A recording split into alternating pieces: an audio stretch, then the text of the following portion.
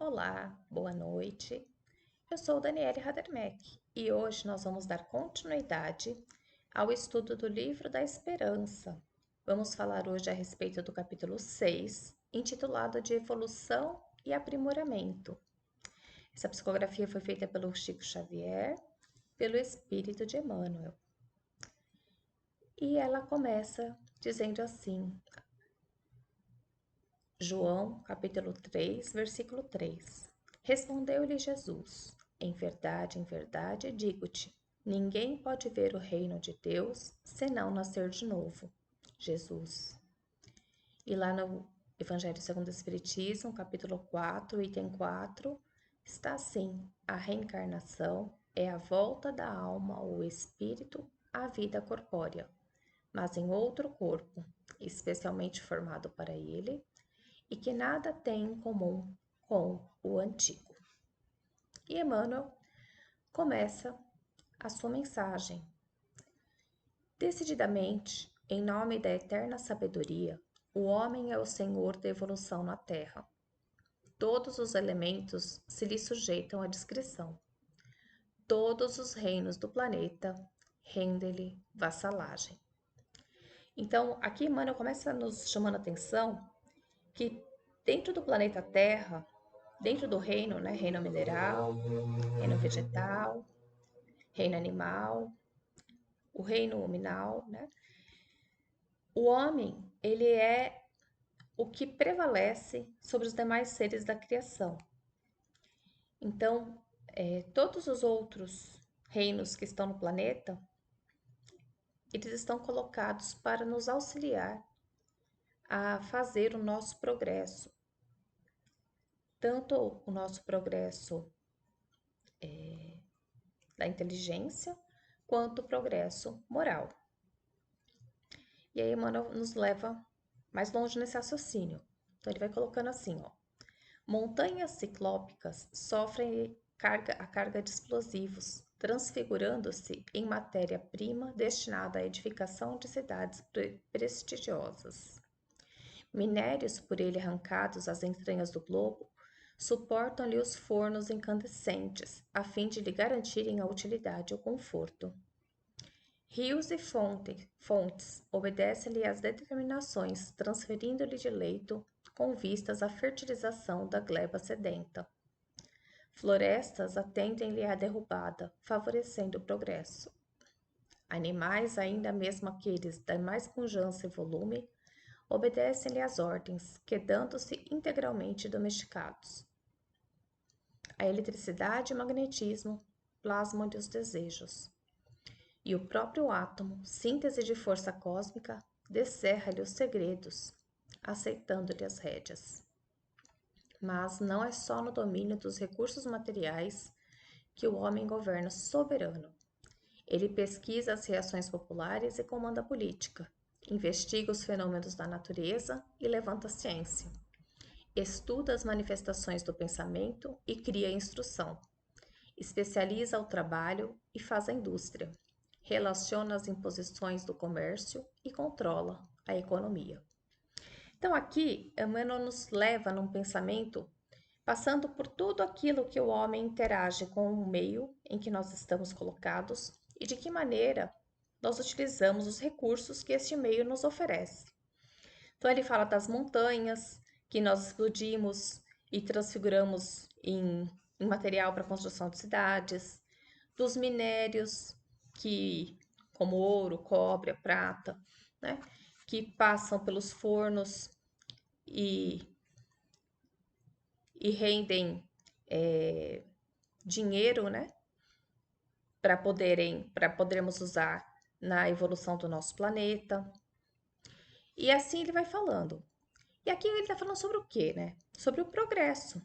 Então, o mundo em que nós vivemos já progrediu bastante do ponto de vista intelectual. Quando nós olhamos para o nosso mundo, lá, se nós olharmos para a época do Homem das Cavernas, para o que nós vivemos hoje, o progresso é imenso.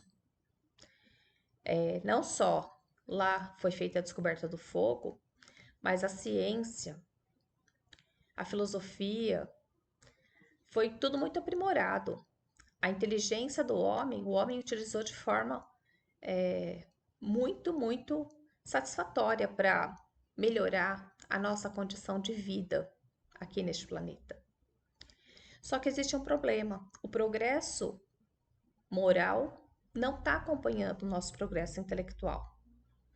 Isso Kardec pergunta lá no Livro dos Espíritos, na questão 780, se o progresso moral acompanha sempre o intelectual. E os espíritos colocam que um decorre do outro, mas nem sempre é imediato.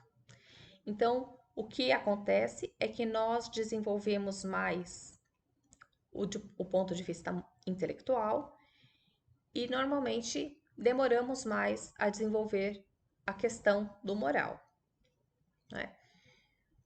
E aí ele pergunta, né, como pode o progresso intelectual engendrar o progresso moral? Então, como é que um vai puxar o outro? E os espíritos respondem, fazendo compreensíveis o bem e o mal. O homem, desde então, pode escolher. O desenvolvimento do livre-arbítrio acompanha o da inteligência e aumenta a responsabilidade dos seus atos. Então, conforme nós progredimos intelectualmente, nós vamos compreendendo melhor o que é o bem e o que é o mal. E uma vez que eu compreenda melhor, eu faço as minhas escolhas de forma mais consciente. Porque o que nós precisamos entender é que um homem da pré-história, ele não era essencialmente mau, ele era ignorante, não mau. É diferente de nós hoje, quando nós resolvemos praticar algum tipo de delito, algum tipo de crime. Então, por exemplo, se eu sei que é errado eu difamar uma pessoa, falar algo dela que não seja verdadeiro, ou que eu não saiba se é realmente verdadeiro. E eu mesmo assim o faço, fazendo fofoca, eu estou assumindo deliberadamente a prática deste mal. Porque eu sei que eu não devo fazer isso, mas eu estou fazendo. Aí isso é um mal, entende? Então, esse progresso que Emmanuel está falando, nós vamos alcançando ele ao longo das nossas encarnações. Então, nascendo e renascendo em corpos diferentes, em lugares diferentes, com pessoas diferentes, nós vamos ganhando maturidade espiritual. E conforme nós vamos avançando no nosso progresso, nós vamos tendo mais condições de discernir o bem do mal. E com isso, nós vamos ganhando mais responsabilidade pelos nossos atos. É isso que fala o livre-arbítrio. Todos nós temos liberdade de escolha. Sim, nós temos. Mas nós teremos que arcar com as responsabilidades destas escolhas. Então, as consequências que virem das nossas escolhas, nós estaremos respondendo por elas, certo? E Emmanuel continua. Claramente, nós, os espíritos em aperfeiçoamento, no aperfeiçoamento terrestre, conseguimos alterar ou manobrar as energias e os seres inferiores do orbe, a que transitoriamente nos ajustamos e do qual nos é possível catalogar os impérios da luz infinita estuantes no universo. A face disso, não obstante sustentados pelo apoio divino nas lides educativas que nos são necessárias, o aprimoramento moral corre por nossa conta. Então veja que Emmanuel está dizendo aqui que nós somos espíritos que estamos no processo de aperfeiçoamento aqui na Terra, não é? E que nós conseguimos manobrar as energias e os seres inferiores do orbe, que estão nos reinos aí mineral, animal e vegetal, e vamos criando condições melhores para a nossa vida.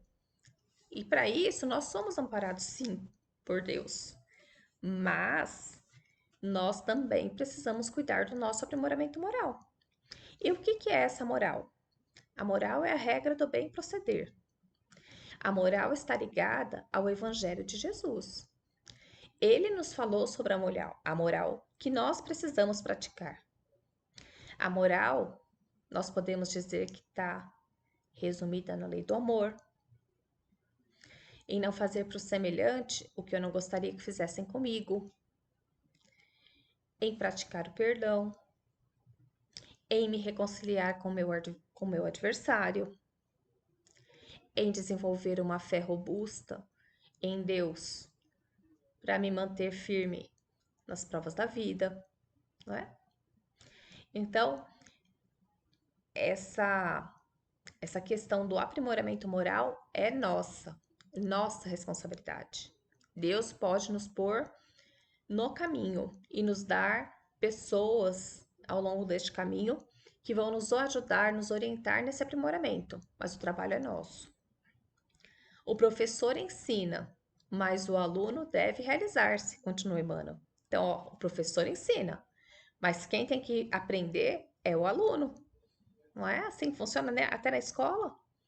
O professor faz a parte dele, só que a parte de aprender, de se empenhar, de estudar, de se dedicar é do aluno. E Emmanuel continua: os espíritos superiores nos amparam e esclarecem. No entanto, é disposição da lei que cada consciência responda pelo próprio destino. Meditemos nisso, valorizando as oportunidades em nossas mãos.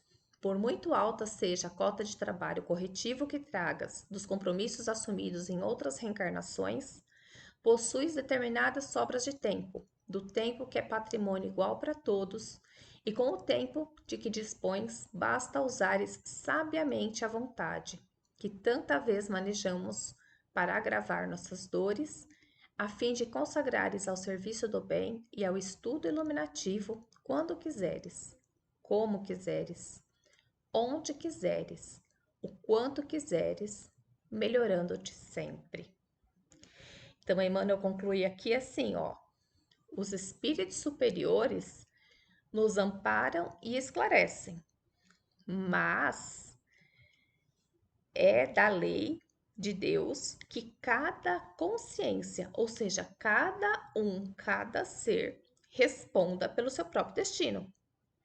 Por quê? Porque nós temos livre-arbítrio e Deus respeita o nosso livre-arbítrio, mesmo quando nós estamos fazendo escolhas que não são boas.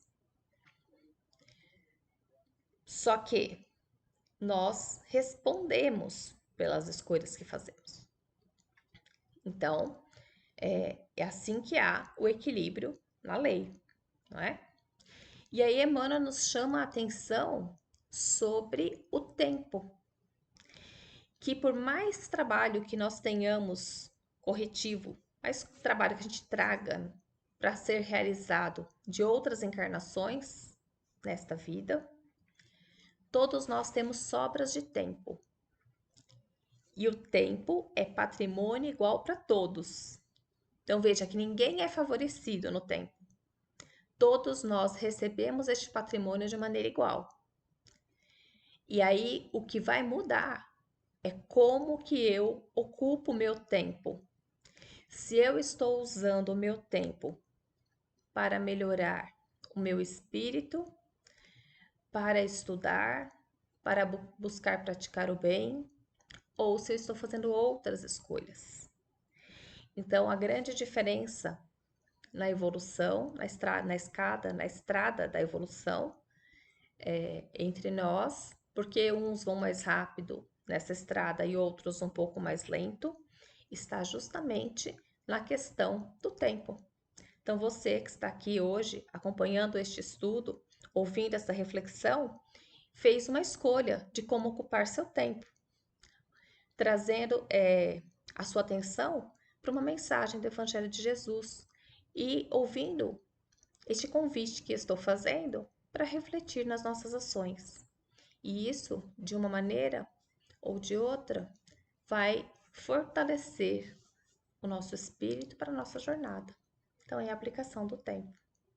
Então, que saibamos usar os recursos que a vida tem nos dado para podermos trilhar da melhor maneira possível essa vida maravilhosa que Deus nos deu e que valorizemos ela e as oportunidades que ela nos dá. Gratidão a todos e até a próxima semana.